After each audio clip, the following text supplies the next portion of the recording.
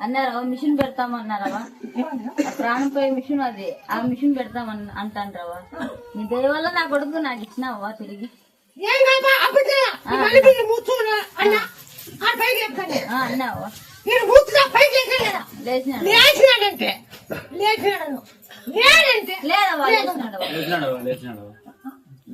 వచ్చినాడు కదమ్మా ఇంటికి నీకే తోలుకొచ్చాను కదమ్మా ఇంకా నమ్ముకుండు నాకు నమ్ముకు వేసుకొని నైట్కి తోలుకొచ్చినాను కదమ్మా